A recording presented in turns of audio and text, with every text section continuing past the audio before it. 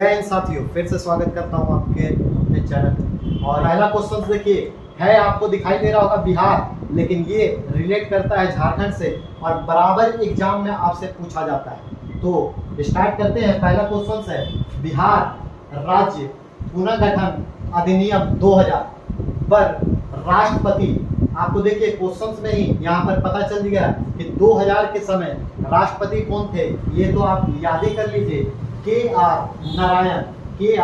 नारायण ने कब हस्ताक्षर किए थे? तो जो बिहार राज्य पुनर्गठन अधिनियम आया था उसमें हस्ताक्षर की बात आ रही है, तो वो कब की गई थी? तो वो जो की गई थी वो शुभ घड़ी जो थी वो थी 25 अगस्त 2000 को हुई थी, जो सी फॉर आपका ऑप्शन हो जाएगा। लेकिन ये शुभ घड़ी मैंने क्यों कहा, क्योंकि इस हस्ताक्षर के बाद ही आपको झारखंड राज्य हमको एक मिल गया और हम लोग झारखंड वासी वहाँ पर रहने लगे। थोड़ा सा इसका एक्सप्लेनेशन सब लोग देख लेते हैं, क्योंकि इससे क्वेश्चन तो पूछा ही जाता है। देखिए, बिहार राज्य पुनर्गठन अधिनियम 2000 की बात है और ये कब पारित हुई थी, तो आपको ये याद रखनी है कि देखिए 2 अगस्त 2000 को ये पारित हुआ था, लेकिन राष्ट्रपति ने इस पे जो हस्ताक्षर किए थे, सिग्नेचर जो किए थे, वो कब किए थे? तो वो किए थे 25 अगस्त 2000 को, यानी लगभग आपको दिखाई देगा 23 दिनों के बाद इसमें साइन किया गया था।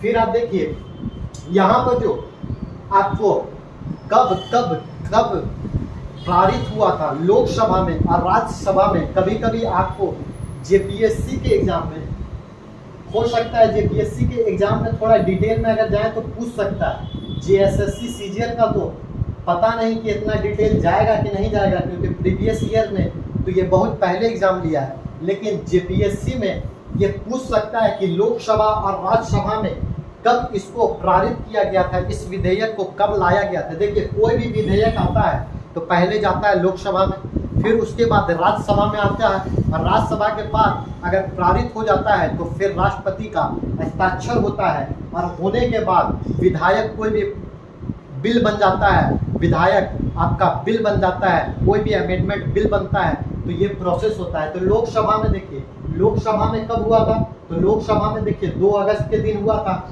और लोकसभा में जब पास हो गया तो फिर राज्यसभा में गया, और राज्यसभा में आपको 11 अगस्त के दिन यहाँ पर बन गया, विधेयक पारित हो गया।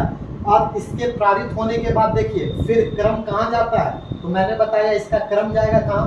राष्ट्रपति के पास जाएगा। किस लिए? तो सिग्नेचर के लिए, यानी मोहर लगेगा, ठप्पा लगेगा, तभी तो पास होगा। तो यहाँ पर फिर चला जाएगा 25 अगस्त को, और 25 अगस्त 2000 को चला जाएगा किसके पास? तो राष्ट्रपति के आर नारायण जी के पास, और वहां पर ये लोग कर देंगे साइन। और इसके साइन यानी हस्ताक्षर करने के बाद क्या होता है, देखिए 15 नवंबर 2000 को, ऐतिहासिक दिन को, यहाँ पर झारखंड हो जाता है, एक नया राज्य बन जाता है और झारखंड राज्य का जन्म हो जाता है। इसी दिन झारखंड राज्य का जन्म हो जाता है। देखिए, बिहार के एक हिस्से से झारखंड राज्य का यहाँ पर निर्माण हो जाता है। तो आइए फिर देखते हैं नेक्स्ट क्वेश्चन की तरफ। नेक्स्ट क्वेश्चन देखिए पूछ रहा है, 24 में से कितने जैन तीर्थंकरों को झारखंड में निर्वाण प्राप्त है? निर्वाण मतलब वही कि आपको मोक्ष प्राप्ति यानी मोक्ष प्राप्ति, यानी आपको कितने लोगों को प्राप्त है? क्योंकि देखिए 24 हुए थे, टोटल कितने तीर्थंकर हुए थे? तो टोटल 24 हुए थे, और 24 में से मैक्सिमम जो थे ना, यहीं पर आकर झारखंड की पावन धरती पर आकर यहाँ पर इनको मोक्ष प्राप्ति हुई थी। यहाँ पर लास्ट इन्होंने मोक्ष की प्राप्ति की थी। और कितने लोग किए थे? तो ये किए थे टोटल 21, यानी ऑप्शन नंबर सी फॉर का टप्पा हो जाएगा। लेकिन आपको ध्यान देना है, बहुत जगह आप पढ़िएगा तो आपको कंफ्यूजन मिलेगा, या बहुत में आपको 20 भी देखने को मिलेगा। तो ये नहीं कि आप फिर कंफ्यूज होकर पूछने लगे कि भैया यहाँ पर 20 आपने तो बता दिया 21, लेकिन यहाँ पर हम पढ़ रहे हैं तो 20 आ रहा है। तो आपको कंफ्यूजन रखना है। तो आप देखिए, कभी भी इस तरह का क्वेश्चन पूछा जाए, और झारखंड जीके आपको पता है कंफ्यूजनों का घर है। हाँ, मानते हैं कि बिहार में जितना स्पष्ट से दिया गया है, या और भी स्टेट में जितने स्पष्ट से दिए गए हैं, झारखंड जीके थोड़ा सा कंफ्लिक्ट रखता है, थोड़ा सा दूराभास रखता है, तो थोड़ा सा आपको सब चीज में थोड़ा सा परिपक्व होना पड़ेगा। तो यहाँ पर अगर आपका ऑप्शंस में 21 ना रहकर 20 अगर आपको दिखाई दे, तब तो आप 20 की तरफ मुख मोड़ लीजिएगा और 20 मार दीजिएगा। लेकिन अगर आपको 21 दिखाई देता है तो आपको 21 के साथ चले जाना। फिर नेक्स्ट क्वेश्चन देखिए, लेकिन उससे पहले थोड़ा सा जैन धर्म के बारे में यहाँ पर दिया गया है तो मैं बता दूं। जैन धर्म में देखिए 2 क्वेश्चंस बराबर आपसे पूछे जाते हैं। एक तो आपका इसका फाउंडर तो पूछेगा ही, और फाउंडर इसका क्या है, बौद्ध धर्म का भी पूछता है, जैन धर्म का भी पूछता है। जितने धर्म हैं उसके फाउंडर आपको मुजवानी याद होने चाहिए, क्योंकि फाउंडर मोस्ट इम्पोर्टेंट है। कोई भी एग्जाम में पूछ सकता है, वो चाहे छोटा चपरासी का एग्जाम हो या हाई लेवल का एग्जाम। तो देखिए इसमें क्या है, फाउंडर आपको पता होगा जैन धर्म के कौन है। तो पहले फाउंडर थे वो थे ऋषभ देव। जी हाँ, ऋषभ देव हुए थे इसके फाउंडर। और ऋषभ देव फाउंडर हुए, और पहले तीर्थकर भी इनको बोला जाता है, क्योंकि फाउंडर यही है तो पहले तीर्थकर भी यही होंगे। तो पहले तीर्थकर भी अगर आपसे पूछे कि फर्स्ट तीर्थकर या पहला तीर्थकर कौन था जैन धर्म का, तो भी आपको आंसर देना है ऋषभ देव में। इसका सिंबल अगर पूछा जाए, कभी कभी पूछता है, ऐसे तो जल्दी नहीं पूछता है, लेकिन आपसे पूछ सकता है कि इनका जो ऋषभ देव का प्रतीक था, प्रतीक चिन्ह क्या था, तो वो जो प्रतीक चिन्ह था वो था बुल PULL। फिर आप देखिए 23वें तीर्थकर और 24वें तीर्थकर, ये आप जैन धर्म में एकदम कंठस्थ याद कर लीजिए, क्योंकि 23 और 24 कंफर्म है कि आपसे किसी ना किसी एग्जाम में या रिपीटेड क्वेश्चन या आपसे पूछा ही गया होगा। अगर 23 तीर्थकर आपसे पूछता है तो 23 तीर्थकर आपको बताना है पारसनाथ। और पारसनाथ नाम सुनते ही झारखंड वालों के मन में और जैन धर्म के मन में आस्था जग जाती है, और वो पहाड़ी भी याद आने लगती है। गिरिडीह के ऊपर की पहाड़ी भी आपको याद आने लगती होगी। पारसनाथ की पहाड़ी में हम जाते हैं और यहाँ पर इनका दर्शन मिलता होगा। तो इनका जो देखिए 23वें तीर्थकर कौन हो गए, तो पारसनाथ। पारसनाथ का सिंबल क्या था, इनका भी प्रतीक पूछ सकता है। तो इनका जो प्रतीक था वो रेंगता हुआ, जी हाँ, प्रतीक जो था वो था रेंगता हुआ सांप, रेंगता हुआ सांप यानी स्नैक इसका प्रतीक था। फिर आप देखिए कभी कभी देखिए जैसे 4 पिलर सभी के होते हैं, सभी धर्म ने अपने अपने पिलर रखा, या बोल सकते हैं 4 स्तंभ अपने अपने रखा। तो इन्होंने अपने 4 वर्थ जो पारसनाथ ने दिए थे, वर्थ यानी वही आप समझ सकते हैं पिलर, लेकिन अपने अपने धर्म का कहने का अपना अपना मतलब होता है। तो ये क्या था, कभी कभी आपके एग्जाम में पूछ सकता, ऑप्शन दे देगा कि पारसनाथ के द्वारा दिए गए 4 पिलर्स या 4 वर्थ में से इनमें से कौन सा है या कौन सा नहीं है। तो पहला देखिए कौन सा है, सत्य, यानी हमेशा सत्य के राहों पे चलो, जो आज के लोग तो कर नहीं पाते हैं। दूसरा अहिंसा, ये चलिए हो भी जाता है। फिर असत्य, और एक था अपरिग्रह। ये किसके दिए हुए थे, कभी कभी क्वेश्चन ये भी पूछ देता है, टेक्निकल साहब से पूछ देगा, ये 4 चीज दे देगा और ये पूछ देगा ये जो वर्थ है किसके द्वारा दिया गया है। तब आप क्या कीजिएगा अगर आपको नहीं पता है तो, अगर सत्य, अहिंसा, असत्य और अपरिग्रह की बात किया जाए तो आपको दिमाग में आना चाहिए पारसनाथ। पारसनाथ, पारसनाथ मैंने बता दिया कहाँ पर है, गिरिडीह जाइए, पहाड़ में चलिए, पारसनाथ आपको मिलेंगे। फिर आपको 24वें तीर्थकर याद रखना है। 24वें तीर्थकर देखिए टोटल हुए 24, अगर आप याद करने चल जाइएगा 1 से 24 तब तो बढ़िया बात है, याद कर लीजिए। लेकिन 1 से 24 आपको जल्दी बुक में मिलेगा भी नहीं, क्योंकि इम्पोर्टेंस तो रखता नहीं है। और अगर आपको मिलेगा भी तो इनके धर्म के बुक में मिलेगा, जैन धर्म के बुक में मिल जाएगा, वो आप देख सकते हैं। लेकिन हालांकि आपको पहला याद रखना है, 23वां याद रखना और 24वां याद रखना, ये 3 रखिएगा याद तो आपका काम बन जाएगा। और फाउंडर तो आपको याद रखना ही है। तो फिर आप देखिए जैन धर्म के 24वें तीर्थकर की अगर बात करें तो वो हो जाएंगे महावीर स्वामी। जी हाँ, स्वामी जी, और ये स्वामी जी कौन है, तो महावीर स्वामी हैं। और इनका कभी कभी प्रतीक पूछ सकता है, इनका सिंबल क्या था, तो इनका सिंबल था लायन,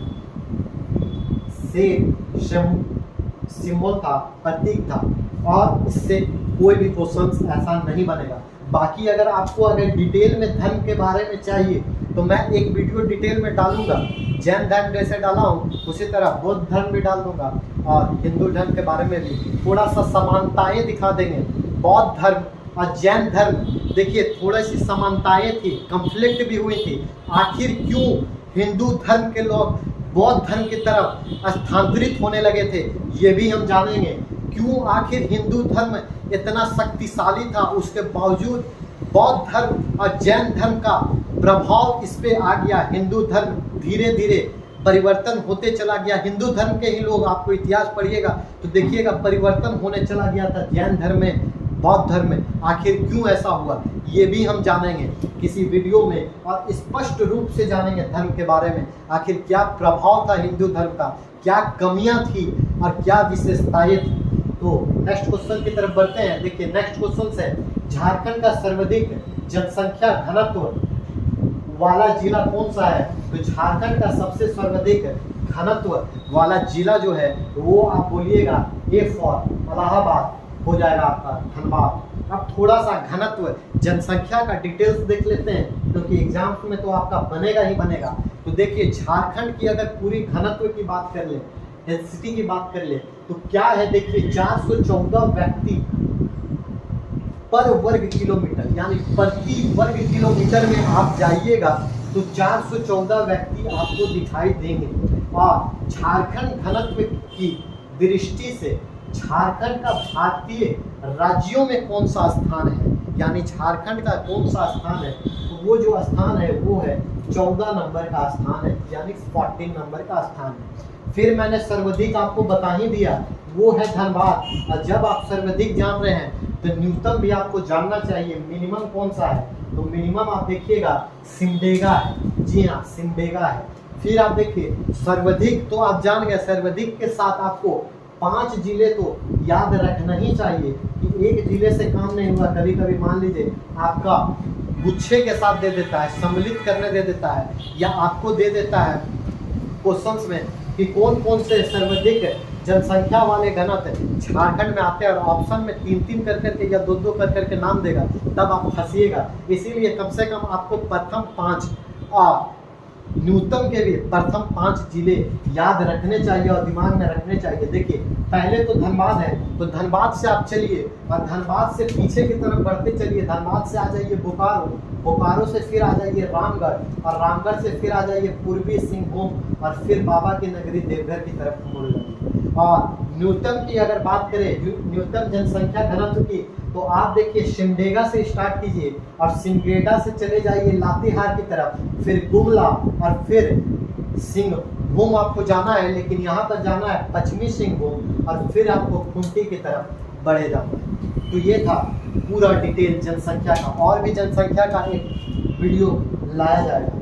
फिर आप देखिए नेक्स्ट क्वेश्चन है, उत्पादन की दृष्टि से झारखंड की सबसे बड़ी कोयला खान किस जिले में? सबसे बड़ी देखिए आपसे पूछ रहा है कोयला खान किस जिले में है, तो कोयला खान आपका जो जिला है वो है चतरा में, यानी ए फॉर इलाहाबाद आपका हो जाएगा। अब इसमें देखिए कभी कभी आपको चतरा नहीं देकर, ऐसे तो चतरा देगा, कभी कभी आपको पता है डिस्ट्रिक्ट का भी नाम पूछ देता है चतरा के अंदर। अब आजकल एग्जामिनर इतना तेज हो गया है, अब सब जानता है जिला पढ़ता है तो जिला के अंदर पूछ देता है और जिला का नाम ही नहीं देता है।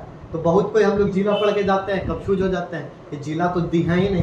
तो यहाँ पर देखिए इसीलिए आपको याद रखना है कि जिला सिर्फ याद रखने से काम नहीं चलेगा। चतरा तो आपको याद रखना ही है, लेकिन चतरा में कहाँ पर? तो चतरा में एक जगह पड़ता है आम्रपाली, और ये आम्रपाली कोई भोजपुरी की वो हीरोइन नहीं है, ये जगह का नाम है। और टंडवा, आम्रपाली के टंडवा में आपको यहाँ पर खदान जो झारखंड का है, कोयला खदान सबसे अधिक मात्रा में आपको देखने को मिलेगा। फिर आप नेक्स्ट क्वेश्चन की तरफ आइए, दामोदर और भेड़ा, दामोदर और भेड़ा भौरवी, भौरवी नहीं ये आप कर लीजिए भैरवी हो जाएगा, भैरवी नदी के संगम पर कौन सा जलप्रपात स्थित है? पूछ रहा आपसे कौन सा जलप्रपात स्थित है, तो जलप्रपात देखिए रजरप्पा में एक है जलप्रपात, रजरप्पा जलप्रपात है, दशम का जलप्रपात है, सीता जलप्रपात है, और ये धारागिरी होगा, धारागिरी जलप्रपात है। तो लेकिन पूछ रहा है दामोदर और भेड़ा यानी भेरवी नदी पर पूछ रहा है, तो ये जो है वो है रजरप्पा का जलप्रपात, यानी ए फॉर इलाहाबाद आपका हो जाएगा। लेकिन एक चीज और समझिए आप, ये रजरप्पा कहाँ पर स्थित है, कभी कभी आपसे पूछ सकता है। और रजरप्पा में फेमस क्या है, तो रजरप्पा में एक तीर्थ स्थल भी आप बोल सकते हैं या पर्यटन स्थल आप बोल सकते हैं। तो पर्यटन स्थल के लिए रजरप्पा जाना जाता है, और इसीलिए जाना जाता है क्योंकि यहाँ पर आपको पता है छिन्नमस्तिका मंदिर है, छिन्नमस्तिका टेम्पल है, इसीलिए इसको पर्यटन स्थल में रखा गया है। और हाल ही में आपसे करंट का भी मैं इससे जोड़ दे रहा हूँ कि हाल ही में एक अभिनेता, साउथ के अभिनेता, मैं हिंट भी आपको दे रहा हूँ, साउथ के अभिनेता हाल ही में रजरप्पा में विजिट किए थे, रजरप्पा में आए थे, तो उसका नाम आपको बताना है और क्यों किस तारीख को आए थे वो भी आपको बताना है, क्योंकि करंट का है और करंट हाल ही का है, तो आपको ध्यान में रखना होगा। तो पर्यटन स्थल हो गया रजरप्पा, और रजरप्पा कहाँ पर स्थित है ये भी आप जान लीजिए। तो रजरप्पा कहाँ पर है, तो रामगढ़ में पड़ता है। रामगढ़ से आप 30 से 35 किलोमीटर जाइएगा, 35 भी नहीं होगा मेरे ख्याल से, 25 किलोमीटर का सफ़र है, और 25 किलोमीटर में आपको रजरप्पा मिल जाएगा। फिर आप दशम की बात करें तो दशम जलप्रपात कौन है, ये तो सभी लोग जानता है, क्योंकि मैक्सिमम झारखंड के लोग दशम फॉल नहीं गए होंगे ऐसा मैं मान ही नहीं सकता हूँ। सभी लोग दशम फॉल की तरफ गए होंगे। और दशम फॉल आपको वाटरफॉल कहाँ मिलेगा, तो वो मिलेगी आपके झारखंड की राजधानी रांची में। और सीता भी, सीता बहुत कम लोग जानते होंगे, क्योंकि ये सीता फॉल, वाटरफॉल इसको क्यों नाम दिया गया, तो इतिहासकार का ऐसा मानना है कि सीता वाटरफॉल में सीता से जुड़ी कहानी, और सीता माता यहाँ पर आई थी, इसीलिए इसका नाम रखा गया है सीता जलप्रपात। तो ये इतिहासकार का मानना है, बहुत सारे इतिहासकारों का, बहुत जगह आपको किताबों में भी पढ़ने को मिलेगा, लेकिन पुख्ता ये नहीं कर सकते। और इतिहास कभी भी पुख्ता नहीं होता है, इतिहास में सबके अलग अलग फिलॉसफी होती है, अलग अलग थ्योरी होती है।